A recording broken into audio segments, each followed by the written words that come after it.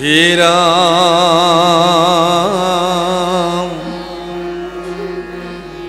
ধন্য ধন্য সাৰ বুদ্ধি কৰিলানি সই পুছিলা পৰম ভাগৱত ধৰ্মচই হে ৰাম জগত পবিত্ৰ কৰে যাহাৰ স্মৰণে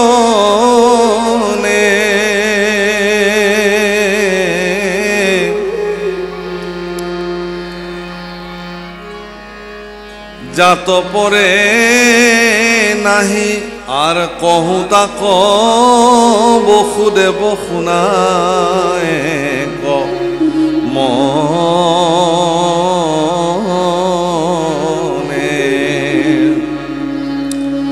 ৰাম শুনে বা ভনে বা জীৱা জনে মনে স্মৰে আনে বা গাৱন্তে যদি অভিনন্দা কৰে হে ৰাম সবাকুতে খনে কৰে পৰম পবিত্ৰ দেখা ভাগৱত ধৰ্ম কিনো বিপৰীত কোনোবাই যদি গায় কোনোবাই যদি শুনে তাক অভিনন্দন কৰিলে হ'ল আপুনি গাবও নালাগে তাতেই জগত পবিত্ৰ হৈ যায় আপুনি নিজে গাব নোৱাৰিব পাৰে কোনোবাই কৃষ্ণ গুণ গাইছে আপুনি গৈ তেওঁ প্ৰশংসা কৰক বাহ বৰ ধুনীয়া কৃষ্ণ কথা কৈছে আপোনাৰ তাতেই পুণ্য সঞ্চয় হ'ব হে বসুদেৱ তোমাৰ জীৱন ধন্য কাৰণ তুমি সিদ্ধান্ত গ্ৰহণ কৰিলা যি সিদ্ধান্ত তুমি গ্ৰহণ কৰিছা ই অতিকে উত্তম সিদ্ধান্ত কৃষ্ণ নাম জগতৰ সাৰ মায়াতে মজিয়া মন্ত বিকালি জীবন কৃষ্ণ বোল মন্তই হৰি বোল কৃষ্ণ মূল মন্তই হৰি বোল আমি মায়াত পৰিহে আচলতে কৃষ্ণ নাম নলওঁ বিষয়ত মজি পেলাই কৃষ্ণ নাম নলওঁ কিন্তু সেই বিষয় আপোনাক কেতিয়াও নিস্তাৰ কৰিব নোৱাৰে বিষয় আপোনাক বান্ধিব কিন্তু বিষয়ৰ পৰা ঊৰ্ধত যিদিনাখন আপুনি অৱস্থান কৰিব পাৰিব সেইদিনাখন আপুনি কেৱল আৰু কেৱল কৃষ্ণৰ হৈ যাব ভগৱানৰ যদি এবাৰ আপুনি হ'ব পাৰিলে তেতিয়াহ'লে তা আপোনাৰ জীৱনত আৰু একো অভাৱ নাই কিন্তু অজ্ঞান আন্ধাৰত আমি বিচাৰি নাপাওঁ ভগৱানক কেনেকৈ ভক্তি কৰিম কিমতে ভকতি কৰিব তোমাত হৰি হৰি হৰি হৰিয়ে ও মই মোহমতি নজানো তাৰ উপায় ও মই মোহমতি নজানো তাৰ উপায় মই মূঢ়মতি ভগৱান মই কেনেকৈ তোমাক ভক্তি কৰিব লাগিব মই নাজানো গতিকে তোমাৰ কৃপাৰে কোনোবা এজন গুৰু মোক তুমি দিয়া যাৰ কৃপাৰে মই তোমাক ভজিবৰ কাৰণে সক্ষম হৈ যাম বিনা গুৰু চৰণে ভকতি ৰকতি মুকুতি কবহু নহয় গুৰু বিহীনভাৱে আপুনি মন্ত্ৰ ল'ব নোৱাৰে গুৰু লাগিবই সেইকাৰণে একাদশ স্কন্ধত মহা ঈশ্বৰ পুৰুষে উদ্ধৱৰ আগত বৰ্ণন কৰিছে আমাক চিনাওৱে গুৰু কৃপাময় মোক যিজনে চিনাকি কৰি দিয়ে তেওঁৱেই মোৰ তেওঁই গুৰু আমাক কোনে ঈশ্বৰক চিনাকি কৰাই দিলে উত্তৰ পূৰ্বাঞ্চলৰ মানুহক এগৰাকী পৰম গুৰু মহাপুৰুষ শ্ৰীমন্ত শংকৰদেৱ গুৰুজনা মহাপুৰুষ শ্ৰীমন্ত শংকৰদেৱ গুৰুজনা আৰু মহাপুৰুষ শ্ৰী শ্ৰী মাধৱদেৱ গুৰুজনা এই দুজনা গুৰুৱে আমাক ঈশ্বৰ পুৰুষক ভজনা কৰিবৰ কাৰণে চিনাই থৈ গৈছে সেইকাৰণে তাহান্ত বিনাই নাহি নাহি নাহি আমাৰ পৰম গুৰু আমি তেওঁলোকক গুৰু মান্যতা কৰিছোঁ এইকাৰণেই যে যুগ যুগ জন্ম জন্ম আমি যদি তেওঁলোকৰ কাম কৰোঁ তেওঁলোকৰ ঋণ আমি কেতিয়াও পৰিশোধ কৰিব নোৱাৰিম মহাপুৰুষ শংকৰ মাধৱে তেওঁলোকৰ জীৱনজোৰা পৰিক্ৰমাত যিমান কৰ্ম কৰি থৈ গৈছে আমাৰ নিচিনা ক্ষুদ্ৰ মনুষ্যসকলক যদি 1000 বছৰৰ আয়ু ভগৱানে দিয়ে সেই কাম আমি সম্পাদন কৰিব নোৱাৰোঁ কিন্তু এটা জাতিক বিশেষত মনুষ্যসকলক মুক্তিৰ পথ ঈশ্বৰক বুজিবৰ কাৰণে যি মাৰ্গ প্ৰশস্ত কৰি মহাপুৰুষে থৈ গ'ল তাৰ কাৰণে আমি গুৰুজনাৰ ওচৰত সৰ্বদা কৃতজ্ঞ হৈ থাকিব লাগে লক্ষ্মীনাথ বেজবৰুৱাই সেইকাৰণে আক্ষেপ কৰিছে গুৰু লাগে মই শিক্ষিত শিষ্য জগতক জাননী দিলো জগতৰে গুৰু শ্ৰী শংকৰ ঘৰতে অন্ধলাই নেদেখিলো হে গুৰু শংকৰ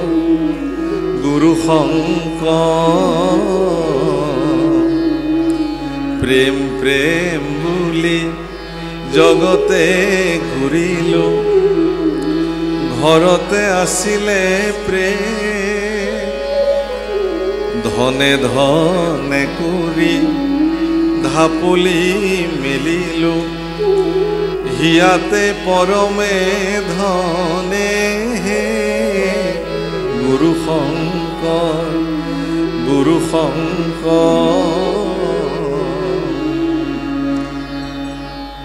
খুব ধুনীয়াকে গংগা যমুনা স্নানিলো যতনে গয়া কাশী তীৰ্থ গৈলো হিয়াৰে ঈশ্বৰ হিয়াতে আছিলে কৰবাত বিচাৰি মইলো হে গুৰু শংকৰ বেলেগ একো নালাগে বেজবৰুৱাদেৱৰ এই গীতটো যদি আমি প্ৰত্যেকজন অসমীয়া মানুহে যদি অলপমান যদি গভীৰ দৃষ্টিৰে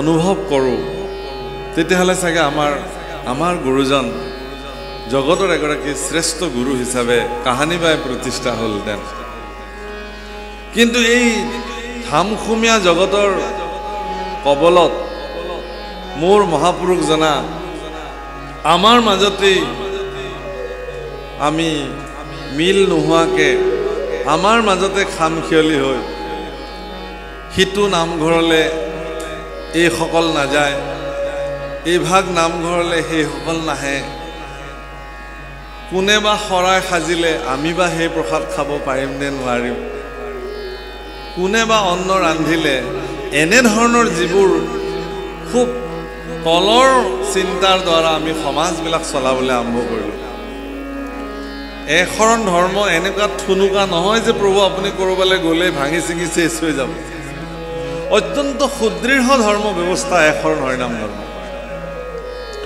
ইয়াত এনেকুৱা কথা কৈছে যে এশৰণ ধৰ্ম গ্ৰহণ কৰাৰ পিছত যদি কোনো ব্যক্তিৰ জীৱনত কিবা পাপ হয় সেই পাপৰ দায়িত্ব ভগৱানে নিজে লৈ থৈ দিছে সৰ্বধৰ্মানাম পৰিত্যজ্য মামেকম শৰণম ব্ৰজ অহম ত্বম সৰ্বপাপেভ্যো মোক্ষস্বামী মা সুচ তাৰ আগত বৰ ধুনীয়াকৈ কৈছে এটা কথা ঈশ্বৰঃ সৰ্বভূতানি হৃদ্দেশে অৰ্জুনম তিষ্ঠতি ভ্ৰাময়ম সৰ্বভূতানি যন্ত্ৰানি ৰুৰানি মায়া ঈশ্বৰ সকলো ভূততে বিদ্যমান হৈ আছে মায়া শক্তিৰ দ্বাৰা আপোনাৰ ভিতৰত থকা ঈশ্বৰ পুৰুষে প্ৰত্যেকটো শৰীৰকে চলাই লৈ পৰিছে এইটো পৰম সত্য কথা। সেইকাৰণে কৈছে মন মনা ভৱ মদভক্ত মৰ্যাজি মাং নমস্কুৰু মামৈ বৈশ্যসি সত্যং তে প্ৰতি জানো প্ৰিয়সি মে।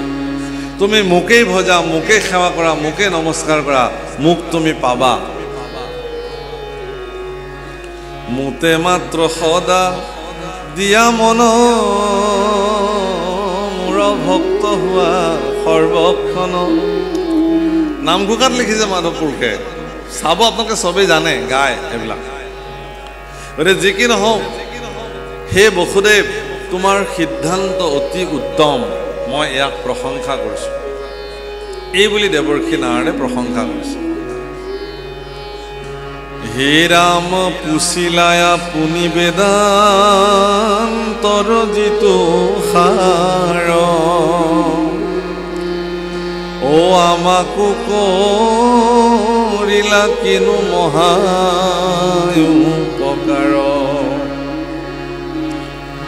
হে ৰাম সুমৰাইলা আজি মোক পৰম হৰি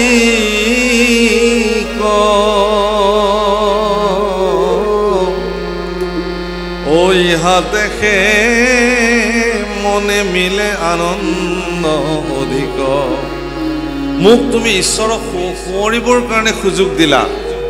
হে বাপসকল, আজি যদি ফুলনি থানৰ বাপসকলে এই অভাজনক যদি ইয়ালৈ আমন্ত্ৰণ নকৰিলেহেঁতেন, তেতিয়াহ'লে এইখিনি সময় মই হয়তো কিবা বেলেগ কথা পাতি থাকিলোহেঁতেন।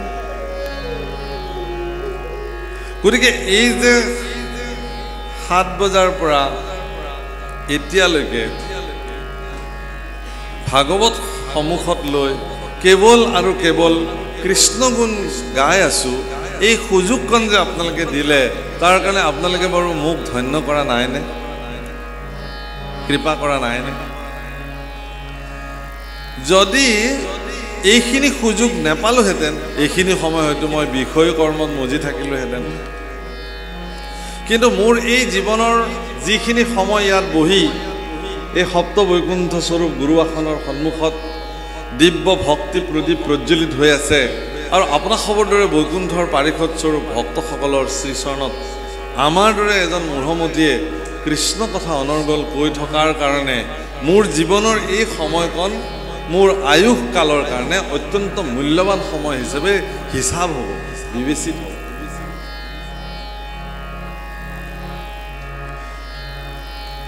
দেৱৰ্ষি নাৰদেও কৈছে যে হে বসুদেৱ, তুমি আচলতে মোক কৃষ্ণ কথা সুধি, ভাগৱত কথা সুধি মোক তুমি ধন্য কৰিলা। তোমাৰ কি হয় মই নাজানো, কিন্তু মোৰ ধন্য হ'ব, কাৰণ মই এতিয়াতো কৃষ্ণ কথা কওঁ তোমাক। ঘৰলৈ কোনোবা ভক্ত আহিছে, আপুনি পাদ্য অৰ্ঘে পুজি তেওঁ সেৱা লৈছে, লৈ সুধিছে বাপ ক'ৰ পৰা কেনেকৈ অহা হ'ল? বোলে অকণ বজাৰলৈ আহিছিলোঁ, বোলে এবাৰ আপোনাৰ তাতে সোমাই যাওঁ, বৰ ভাল কৰিলে। কিয় বা অহা হৈছিলে বজাৰলৈ? বোলে ৰুম এটা বঢ়াব খুজিছোঁ নহয়, চিমেণ্ট নিবলৈ আহিছিলোঁ। বোলে চিমেণ্টৰ দাম এতিয়া কিমান? এইবাৰ চিমেণ্টৰ পৰা গৈ ৰ'দত পৰিলে, ৰ'দৰ পৰা গৈ মিস্ত্ৰীত পৰিলে, মিস্ত্ৰীৰ পৰা গৈ কিবাত পৰিলে। ভকত ঘৰলৈ আহিছে, আপুনি আৰু ভকতৰ মাজত যিখিনি সময় আলোচনা হ'ল, চাহ পানী আহিল, খালোঁ। আলোচনাটোৰ সাৰমৰ্ম কি? কংক্ৰিট, ৰদ, চিমেণ্ট, বালি, মিস্ত্ৰী ইত্যাদি, শেষ।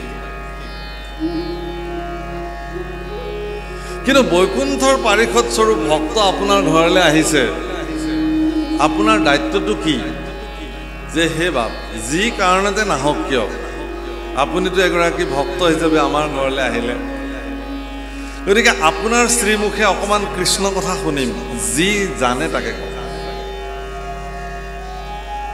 তেওঁ যি জানে তাকে ক'ব, আৰু আপুনিও সেইখিনিকে পৰম প্ৰসাদ হিচাপে গ্ৰহণ কৰক। সেইকাৰণে দেৱৰ্ষি নাৰদ যেতিয়া বসুদেৱৰ ঘৰত আহি ওলাইছে, বসুদেৱে বোলে এই সুযোগটো মই নেৰোঁ, কাৰণ জগতৰ এগৰাকী প্ৰসিদ্ধ গুৰু দেৱৰ্ষি নাৰদ, যিয়ে ব্যাসৰ মানসিক বেমাৰ ভাল কৰিব পাৰে, তেনেকুৱা এগৰাকী ধ্ৰুৱৰ যিজনে গুৰু হ'ব পাৰে, প্ৰহ্লাদৰ যিজনে গুৰু হ'ব পাৰে, তেনেকুৱা এগৰাকী পুৰুষ আহি মোৰ সন্মুখত বিদ্যমান হৈছে। এটা এতেকে তেওঁৰ পৰা মই কৃষ্ণ কথা নিশ্চয় শুনিব লাগিব গতিকে তুমি ধন্য কৰিলা মোকো হেৰা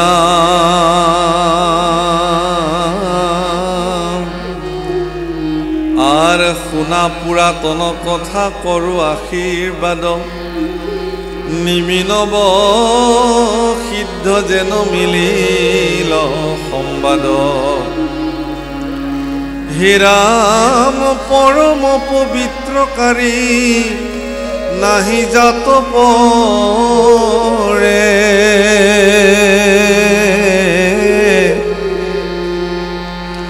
শ্রবণতে মহাসুখ মুখ পাবেনরে আর স্বয়ম্ভুব সুত প্রিয় ব্রত মহাশয় আসিল নিদ্র নামে তাহানে তলয় আমিও বেছি দেৰি নকৰিম বাৰু কাৰণ আজি যেহেতু একাদশী আছিলে গোটেই দিনটো আমি ব্ৰতত আছো এতিয়ালৈকে গতিকে সোনকালে সামৰিম গতিকে ব্ৰত বুলি কওঁতে মনত পৰিছে এটি কাহিনী সদায় কওঁ আজিও কওঁ খুব ৰসাল কাহিনী দি কওঁ আপোনালোকৰো ভাল লাগিব যিসকলে ভোজন কৰিব লাগে যাব বাৰু বাধা নাই খালি হুলস্থুল নকৰাকৈ উঠি গ'লে ভাল হয় কাৰণ তাগিদাটো চবফালে থাকে মানে নহয়নে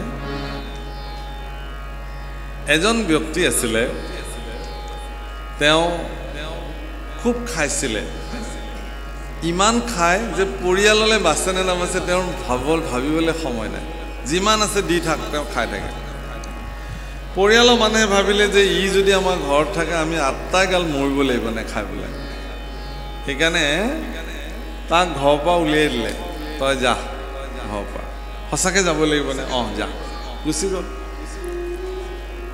ভগৱানক স্মৰণ কৰি ঘৰৰ পৰা ওলাই গ'ল যে প্ৰভু কি হ'ব এতিয়া মোক তুমি ৰক্ষা কৰিবা এই খোৱাৰ অভ্যাসটোৰ কাৰণে মই চবতে বঞ্চিত এতিয়া ঘৰৰ পৰা ওলাবলগীয়া হ'ল আহি এখন আশ্ৰম পালেহি আশ্ৰমত আহি গুৰুদেৱক চৰণত প্ৰণাম জনাই ক'লে গুৰুদেৱ মই এই আশ্ৰমখনত থাকিব পাৰিমনে অঁ পাৰিবা এই আশ্ৰমখনত খাবলৈ ল'বলৈ পায়নে ভালকৈ অঁ পায় ঈশ্বৰে যি মিলাই চবে খায় বাধাটো নিদিয়ে খাবলৈ নিদিয়ে যিমান মন যায় খাব পাৰি বোলে খাব পাৰি গতিকে আশ্ৰমত তেওঁ আশ্ৰয় ল'লে শৰণ ল'লে দীক্ষা ল'লে তাত তেওঁ থাকিলে হয়ো তাত দেখিলে যে ধুনীয়াকৈ তেওঁ তাত খোৱা লোৱাৰ ব্যৱস্থা আছে যিমান মন যায় উদৰ পৰাই খাব পাৰে তে এদিন দেখিছে যে সিদিনাখন সকলোৱে কেৱল ঈশ্বৰৰ নামে লৈ আছে খাবলৈ কোনো যোৱা নাই মানে ৰান্ধিবলৈ কোনো নাযায় সি বাৰে বাৰে পাকঘৰলৈ চাইছে যে কোনো যোৱা নাই জুইও জ্বলোৱা নাই ইফালে ভোক লাগি আহিছে উপায় নাপায় গৈ গুৰুদেৱক সুধিছে গুৰুদেৱ আজি কি একো নাই নেকি ৰান্ধিবলৈ বোলে আছে বোলে আজি নাৰান্ধে নেকি বোলে আজিতো নাৰান্ধে ৰাম কি কাৰণত বোলে আজি একাদশী একাদশীৰ দিনা বৈষ্ণৱসকলে উপবাস থাকে গতিকে তুমিও আজি উপবাসে থাকিব লাগিব একাদশী বুলি আজি আৰু ৰন্ধা বঢ়া আমাৰ আশ্ৰমত নহয় গুৰুদেৱ মই যদি আজি একাদশী ব্ৰত পালোঁ মই দ্বাদশী নেদেখিমেই মোক আৰু আপুনি দ্বাদশীলৈ নেদেখিবই আৰু অৱস্থা মোৰ শেষ হৈ যাব কোনো পধ্যে মই এইটো কাম কৰিব নোৱাৰিম গতিকে মোক যেন তেন মোক কিবা ব্যৱস্থা তুমি কৰি দিয়া গুৰুদেৱে বোলে বা এইটো সৰ্বনাশ হ'ল কিবা কথাত যদি মৰি যায় খাবলৈ নাপায় ভোক জ্বৰ উঠি বেয়া হৈ যাব কথাটো সেইকাৰণে কৰিলে কি বোলে ভঁৰালৰ পৰা চাউল দাইল কিবা কিবি দি ক'লে এইখিনি লৈ তুমি নৈৰ পাৰলৈ যোৱা তাত তুমি ৰান্ধিবা নিজে আমাৰ আশ্ৰমৰ ভিতৰততো নহ'বই তাত ৰান্ধিবা প্ৰভু ৰামৰ চৰণত ভোগ লগাবা তাৰপিছত খাবা আহিলে একোতো নাজানে ৰান্ধিবও নাজানে চব একেলগে দি পেলাই সিজাই দিছে চব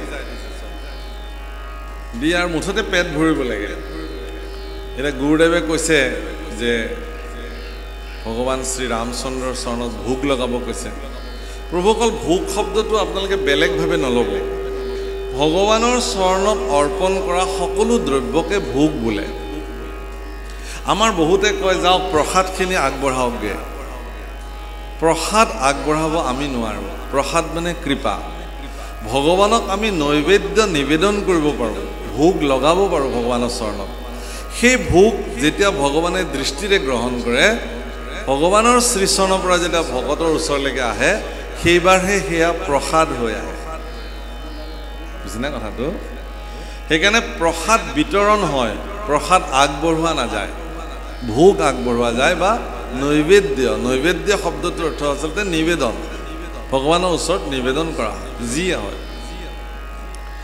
ভৌগোলিক অৱস্থান অনুযায়ী ভাৰতবৰ্ষত বেলেগ বেলেগ ভোগ আছে ক'ৰবাত যদি খিচিৰি ক'ৰবাত মালপোৱা ক'ৰবাত বাতাচা ক'ৰবাত খুৰমা ক'ৰবাত মাখন চঞ্চুপুৰি মোৱা লাড়ু হা আমাৰ ইয়াত বা মহাপুৰুষে কেঁচা মগু মাহ কল নাৰিকল কুঁহিয়াৰ এইবোৰ দিলে ভগৱানক ভোগ হিচাপে যি নহওক পৰমান্ন গতিকে তেওঁ যি ৰান্ধিলে সেয়া ভগৱানৰ চৰণত অৰ্পণ কৰিলে ভোগ হ'ল কেনেকৈ ভোগ আগবঢ়াব লাগে সেই মন্ত্ৰটো তেওঁ নাজানে আচলতে ভগৱানক ভোগ আগবঢ়োৱাৰ মন্ত্ৰ এটা আছে সেই মন্ত্ৰটোৰ অৰ্থ এইটোৱেই যে হে ভগৱান সকলোটো তোমাৰে তোমাৰ বস্তুকে তোমাক অৰ্পণ কৰিছোঁ বাছ এই ভাৱনাৰে ভগৱানক দিব লাগে সকলোৱে দিব পাৰে প্ৰভুসকল মনত ৰাখিব যে মই পাৰিমনে এনে সংকোচ মনত নানিব আপোনাৰ ঘৰত থকা গুৰু আসনত আপুনি এই ভাৱনাৰে যিকোনো খাদ্যদ্ৰব্য ভগৱানৰ চৰণত দিব পাৰে যিটো অৰ্পণ কৰিব পৰা যায় বুলি আপুনি নিশ্চিত হয়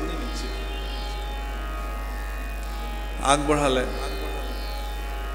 ভোগখিনি আগবঢ়াই দিছে এইটো আচলতে বৃন্দাবনৰ ঘটনা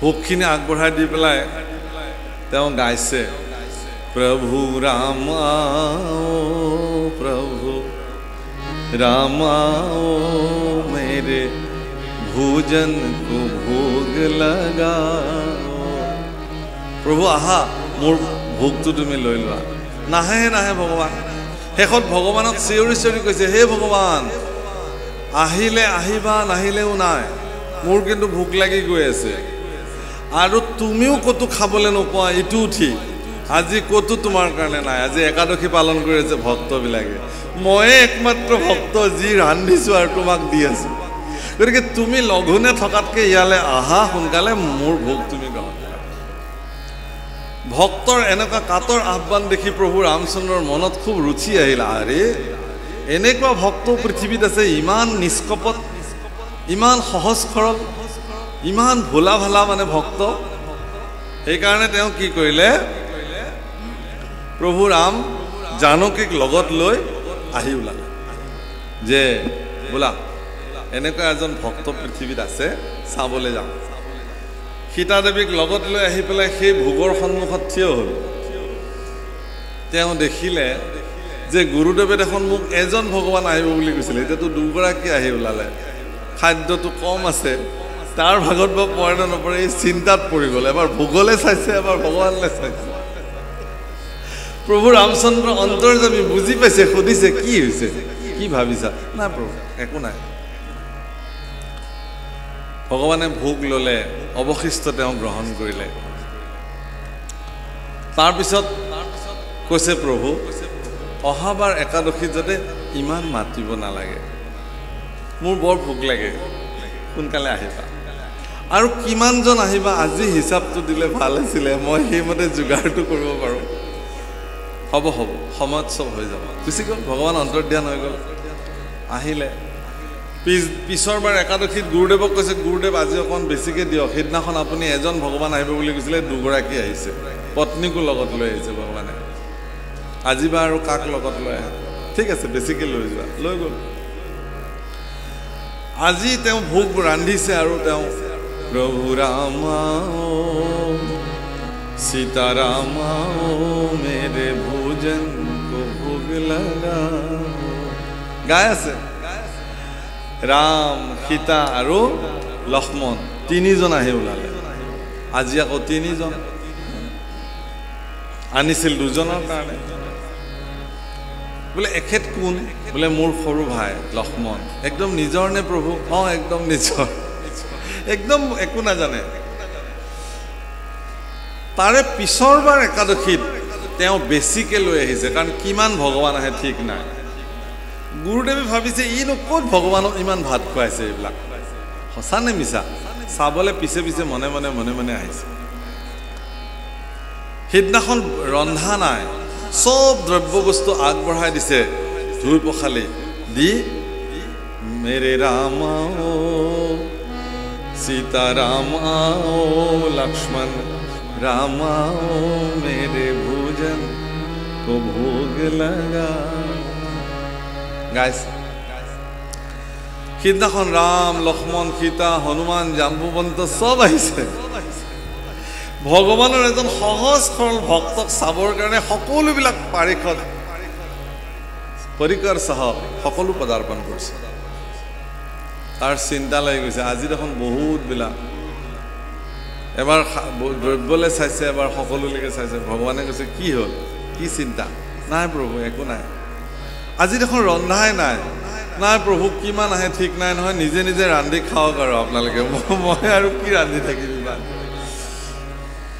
ভগৱন্ত পুৰুষ প্ৰভু ৰামচন্দ্ৰই তেওঁৰ নিজৰ পত্নী জগত জননী মা সীতাক তেওঁ ক'লে যোৱা তুমি ভোগ নিৰ্মাণ কৰা আপোনালোকেতো জানেই আই সীতাই নিজ হাতে ৰান্ধিব অক্ষয় ভঁৰাল হ'ব যিমানে খালেও শেষ নহয় যে পৃথিৱীত এজন ভক্তৰ প্ৰাৰ্থনাত স্বয়ং জানকী নিজ হাতে অন্ন ৰান্ধিবলৈ লোৱা খবৰ পায় দেৱতা গন্ধৰ্ব কিন্নৰ তেত্ৰী সব আহি উপস্থিত হৈ গ'ল এক বিন্দু প্ৰসাদ পাবৰ কাৰণে অকমান প্ৰসাদ প্ৰভু ৰামৰ পৰা পাবৰ কাৰণে তেওঁলোক আহি তাত হাজিৰ হৈছে উপস্থিত হৈছে তে গতিকে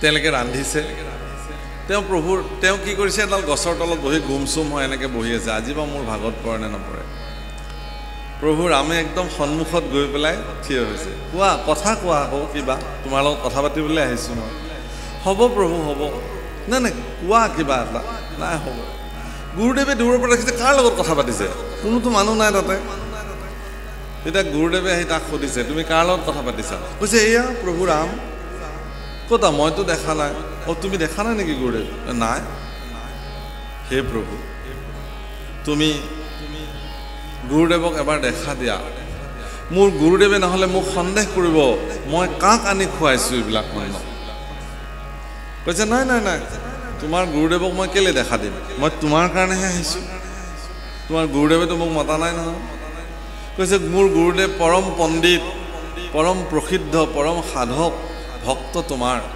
তুমি দেখা দিয়া না এনেকুৱা পণ্ডিত বহুত আছে এনেকুৱা সাধক বহুত আছে সবে মাতিলেতো মই নাহোঁ তুমি মাতিছা মই সেইকাৰণে আহিছোঁ তোমাৰ ওচৰত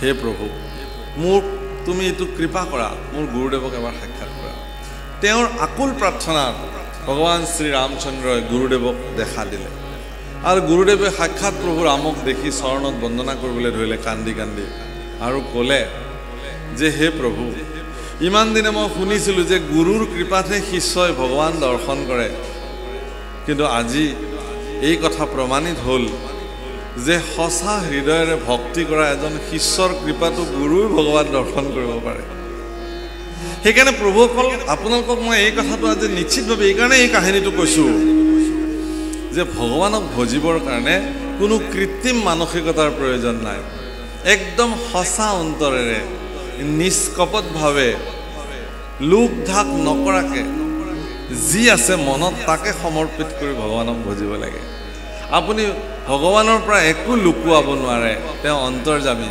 আপোনাৰ ভিতৰত তেওঁ বহি আছে সকলো কথা জানে গতিকে সেই কথা দেৱৰ্ষি নাৰদে বসুদেৱৰ আগত বৰ্ণন কৰিছে হীৰা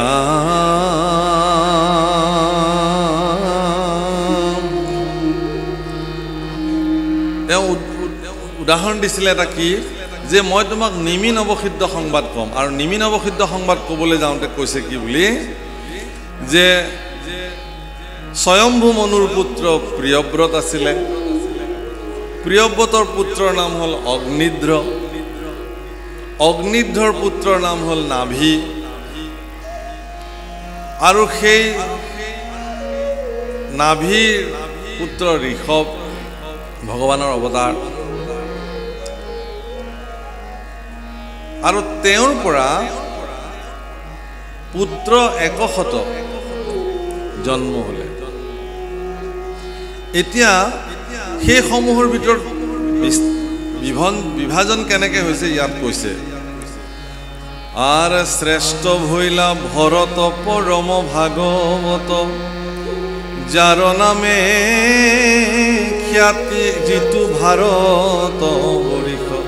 সেই তেওঁলোকৰ পুত্ৰসমূহৰ ভিতৰত শ্ৰেষ্ঠ পুত্ৰগৰাকীৰ নাম হ'ল ভৰত, যাৰ নামেৰে ভাৰতবৰ্ষ খ্যাতি হৈছে। হে ৰাম দেখিলা বিষয় সুখ বিস্তাৰ সদৃশ, তৰুণ কালতে মাধৱক মনে ধৰি, তপোবনে কচিতে আৰাধিলা হৰি। ৰাম তিনি জন্মে লভিলন্ত ভগৱন্ত গতি, আউৰ নৱজন ভৈলা নৱদ্বীপপতি। তেওঁ গোটেই জীৱন পৰৱৰ্তী সময়ত গৈ তেওঁ তপস্যা সাধন কৰি অৰণ্যত সাধক হৈ থাকিল, আৰু 9গৰাকী 9খন বৰ্ষৰ একোজন পতি, তাৰমানে ৰজা হ'ল তেওঁলোক। হে ৰাম একাধিক 80 জন ভৈলা দ্বিজ প্ৰায়, থাকিলালো কত কৰ্মকাণ্ড প্ৰৱৰ্তাই। 81 জন কৰ্মকাণ্ড ব্ৰাহ্মণ হ'ল, তেওঁলোকে কৰ্মকাণ্ড প্ৰৱৰ্তালে জগতত।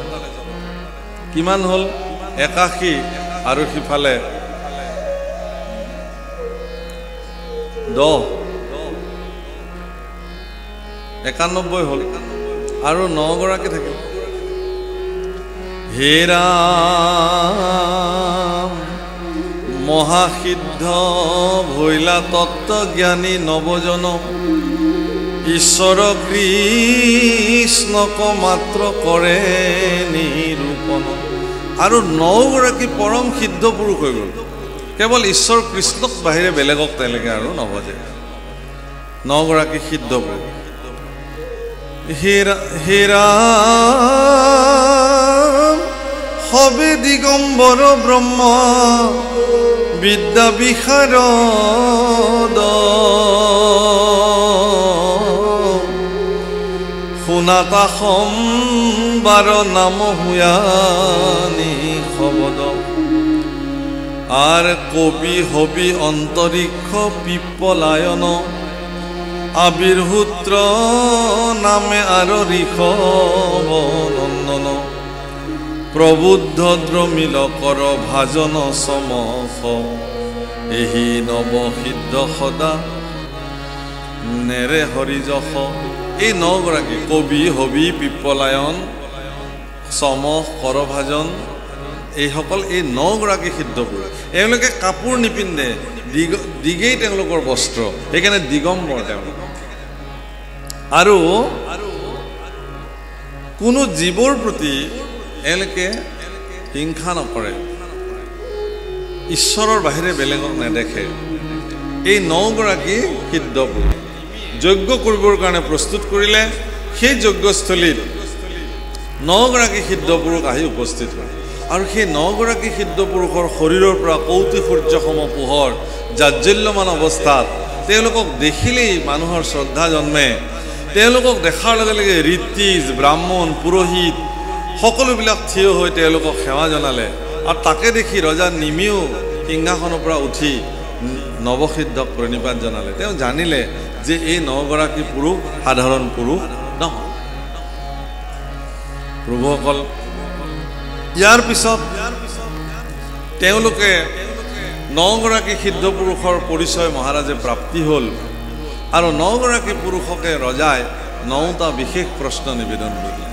আৰু এই 9টা প্ৰশ্ন সম্পৰ্কে যিসকলে জানে তেওঁলোকে সমগ্ৰ শাস্ত্ৰৰ তত্ত্ববেত্তা হিচাপে পৰিচিত। ইয়াৰে ভিতৰত প্ৰথম প্ৰশ্নটো কি জানে? মই সামৰি আহিছোঁ, চমুৱাই আহিছোঁ, সেইকাৰণে প্ৰথম প্ৰশ্নটো হ'ল আত্যন্তিক সুখ কি? আত্যন্তিক সুখৰ উত্তৰ ইয়াতে কি বুলি দিছে? ভয়হীন হৃদয়খনকে আত্যন্তিক সুখ বোলে। কেতিয়া হয় ভয়হীন হৃদয়? যেতিয়া মানুহে ঈশ্বৰৰ অভয় চৰণত সমৰ্পিত কৰে নিজকে, যাক শৰণ বুলি কয় ব্যৱস্থা। অভয় চৰণে শৰণ পখিলো, হৰি হৰি হৰি হৰিয়ে দিও মোক তোৱা পদছায়া তলে ঠাই। ভগৱান শ্ৰীকৃষ্ণৰ চৰণ বিৰল চৰণ প্ৰভুসকল। 5টা বিশেষ চিহ্ন ভগৱানৰ চৰণত অংকিত হৈ আছে। ধ্বজ এখন পতাকা, বজ্ৰ ইন্দ্ৰৰ হাতত থকা অস্ত্ৰ, অংকুশ হাতীক চলোৱা অস্ত্ৰ, জব এডাল ধানৰ শিৰ আৰু পদ্ম এটা পদুম ফুল। এই 5টা চিহ্ন বিশেষ পঞ্চতত্বৰ প্ৰতীক। এই পঞ্চচিহ্নৰ এনেকুৱা তত্ত্ব আছে যিবিলাক কেৱল ভজন তত্ত্বতহে পৰ্যালোচনা কৰা।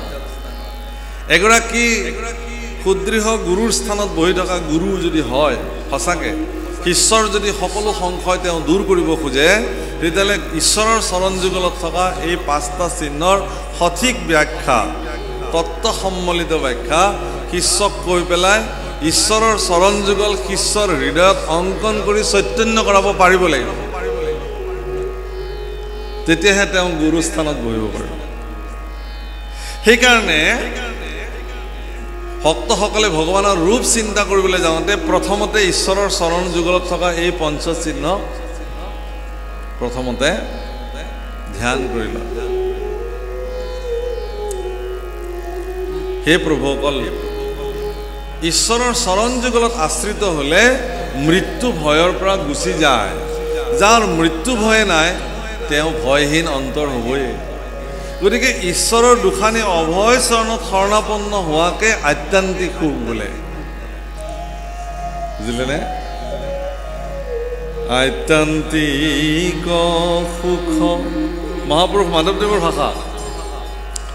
আত্যন্তিক সুখ তুজু পদ সেৱা, হৰি হৰি হৰি হৰিয়ে সেৱা পৰি হৰি, সি সুখে ভৈলো বঞ্চিত। হে ভগৱান, তোমাৰ চৰণ সেৱা কৰাটোৱেই জীৱনৰ আত্যন্তিক সুখ। আৰু সেই সেৱা মই নকৰিলোঁ, তোমাৰ চৰণৰ সেৱা মোক কোনেও দেখুৱাই নিদিলে, যাৰ কাৰণে মনুষ্যৰ দৰে এটা দুৰ্লভ জন্ম প্ৰাপ্তি হোৱাৰ পিছতো হৰিৰ চৰণ সেৱাৰ পৰা বঞ্চিত হৈ আত্যন্তিক সুখ কি পৃথিৱীত নাজানে। ইয়াৰ ব্যাখ্যা বহুত, 7 দিন 7 ৰাতি কৈ থাকিলেও প্ৰভু শেষ নহ'ব, সময়ে তাগিদা কৰিছে। গতিকে আজি আৰু সেই প্ৰসংগলৈ নাযাওঁ।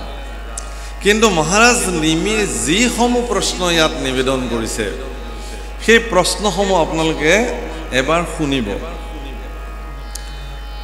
হীৰা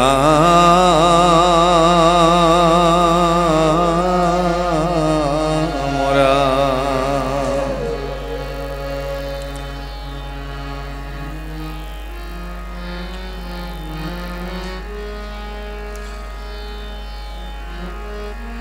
হে ৰাম সবাৰো পাৱত পৰি পুচু প্ৰণিপাতে,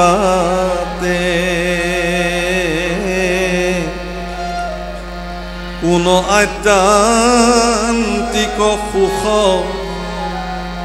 কহিও আমাতে।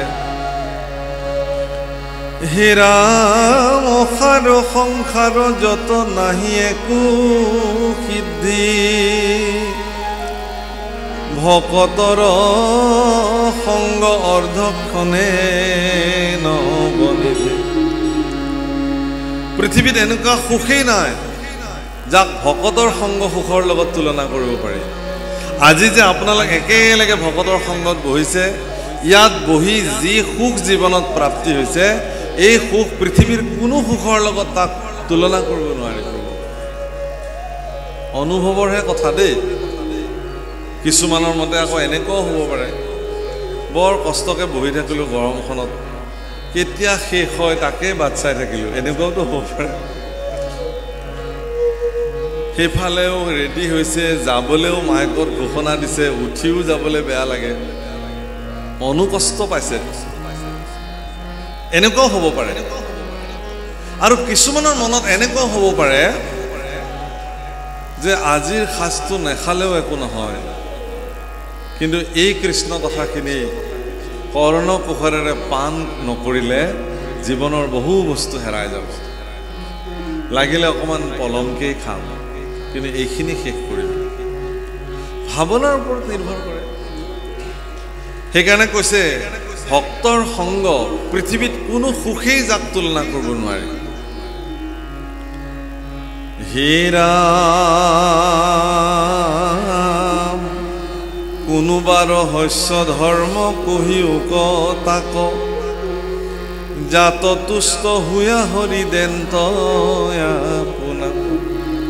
ৰহস্য ধৰ্ম সম্পৰ্কে মই জানিব খুজিছোঁ, হে নিমি, হে নৱসিদ্ধ, মই ৰহস্য ধৰ্ম সম্পৰ্কে জানিব খুজিছোঁ। যিটো ৰহস্য ধৰ্ম কৰিলে ভগৱানে নিজকে সমৰ্পণ কৰি দিয়ে ভক্তৰ ওচৰত। নামঘোষাত খুব ধুনীয়া এটা ইংগিত দি থৈছে মানুহবোৰে, ৰাম নাম নিগম ৰহস্য। কোনোবা ভকতক কোনোবাই সোধে, বাপ এইটো নিগম ৰহস্য কি? এইবোৰ এনেকে ক'ব নোৱাৰি, বহুত গোপন কথা। ৰাম নাম নিগম ৰহস্য, যাৰে নাম তাকে কৰে বৈশ্য। সেইটোৱে ৰহস্য, বেলেগ ৰহস্য নাই। যাৰ নাম তাকে বৈশ্য কৰিব পৰা যায়, এইটোৱে নিগম ৰহস্য ৰাম নামৰ। সেই ৰহস্য ধৰ্ম কি মই জানিব খুজিছোঁ, তোমালোকে মোক কোৱা।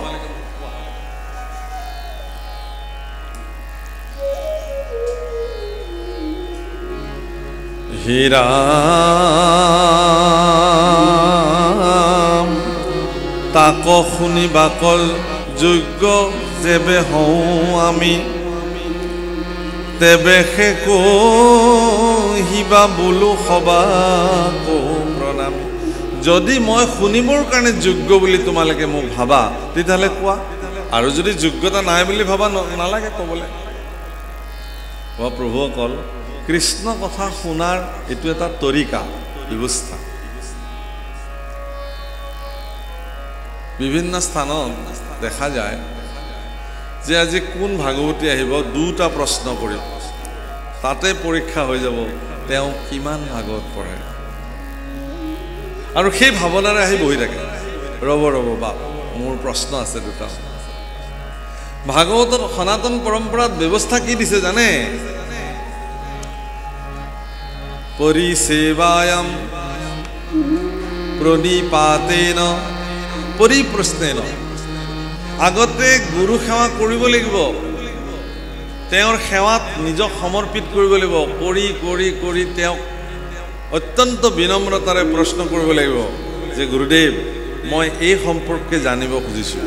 যদি আপোনাৰ প্ৰতি গুৰু কৃপা হয়, তেতিয়াহ'লে গুৰুৱে আপোনাক ক'ব। দুজন তেনেকুৱা বোলে মদগৰ্বী শিষ্য আহি গুৰুৰ ওচৰত ওলাল, গুৰুদেৱ আমি তোমাৰ ওচৰত শৰণ ল'ব খুজিছোঁ। অঁ ভাল কথা, লোৱা। দিলে শৰণ। বোলে এতিয়া আমাক উপদেশ দিয়া। কি উপদেশ দিম?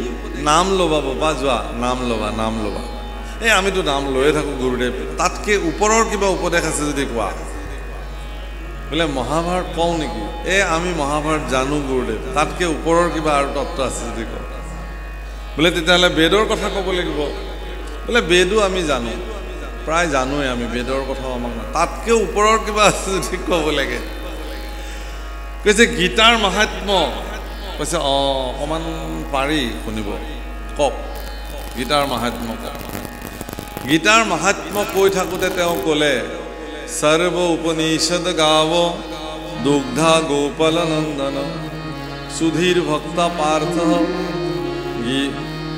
দুগ্ধম গীতামৃত মহৎ সকলো উপনিষদবিলাক গায় আৰু অৰ্জুন তাৰে দামুৰী ভগৱান কৃষ্ণ নিজে দুগ্ধা মানে গাখীৰ খীৰাওঁতা আৰু গীতা অমৃত দুগ্ধ হিচাপে প্ৰকাশিত বহুত বুজালে ভাগৱত মহাত্ম্য গীতা মহাত্ম্য সুন্দৰকৈ ক'লে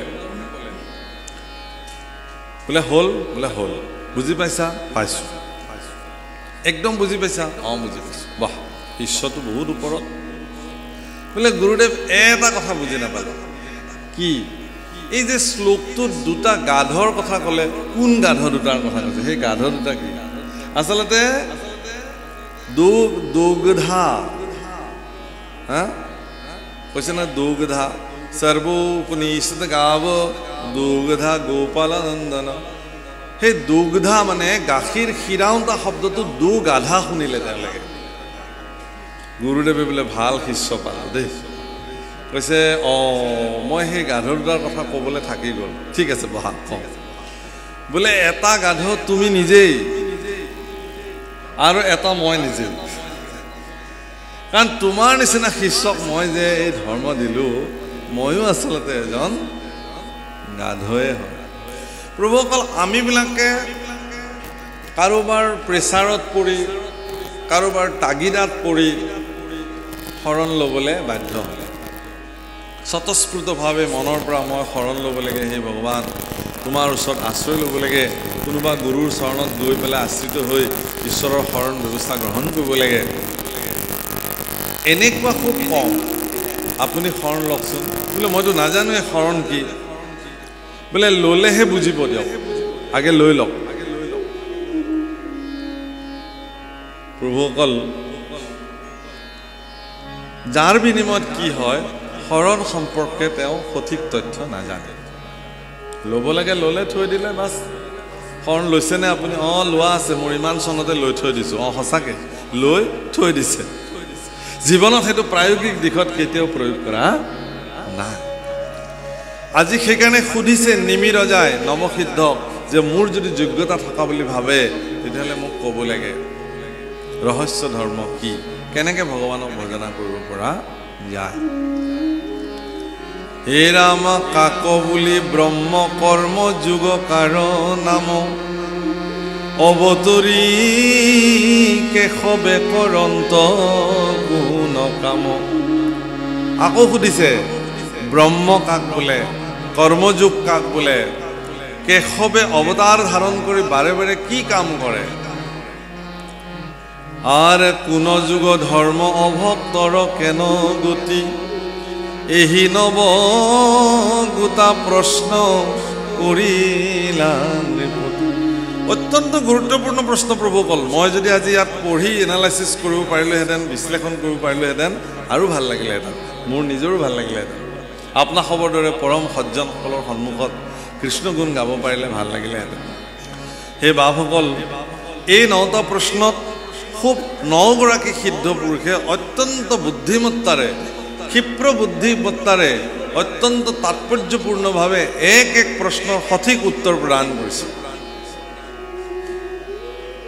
কৰ্মযোগৰ কথা কৈছে প্ৰভুসকল কি কৰ্মযোগ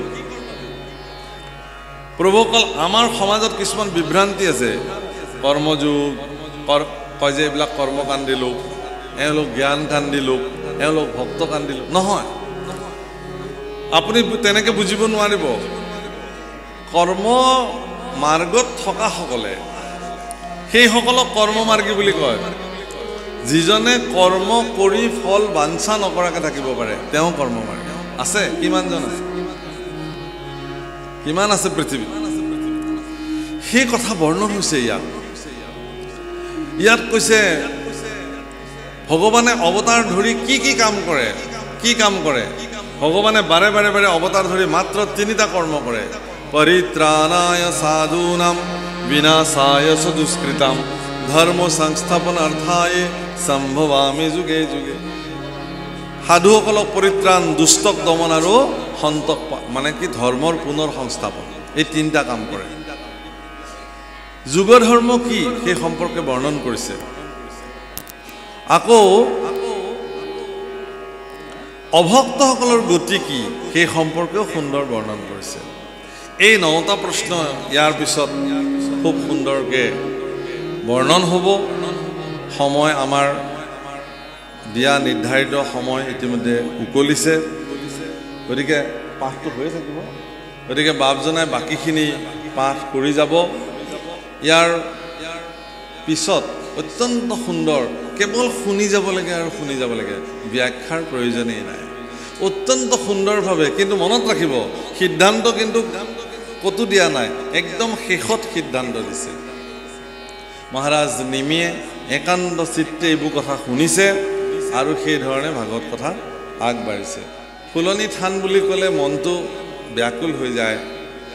ইয়াৰ ভক্তসকলে ইমান শৃংখলাবদ্ধভাৱে ভাগৱত কথা শ্ৰৱণ কৰে, শুনি খুব ভাল লাগে। মোৰ আজি এই ভাগৱত আসনৰ পৰাই মই ভগৱন্ত পুৰুষৰ চৰণত প্ৰাৰ্থনা কৰিছোঁ, আপোনাসৱৰ দৰে সজ্জনসকলক ভগৱানে ইয়াতকৈও অধিক শক্তি ভক্তি প্ৰদান কৰক, আপোনালোকক নিৰোগী কৰি ৰাখক, সকলোকে ভগৱানৰ কৃপাৰে সমৃদ্ধ কৰি ৰাখক। এই শুভকামনা ভগৱানৰ চৰণত নিবেদন কৰিলোঁ। আৰু আমিও আপোনাসৱৰ পৰা আশীৰ্বাদ বিচাৰিলোঁ, প্ৰভুসকল গোটেই জীৱন যেন কৃষ্ণ গুণ গাই থাকিব পাৰোঁ। জীৱনৰ অন্তিম শ্বাস, যিটো শ্বাসত মোৰ এই জীৱনৰ অৱসান ঘটিব, সেই শ্বাসটোত যাতে ভগৱানৰ নামষাৰ লৈ পেলাই যাব পাৰোঁ, এইখিনি প্ৰাৰ্থনাৰে আজিৰ বাণীক ইমানতে বিৰাম দিওঁ। জয় গুৰু শংকৰ।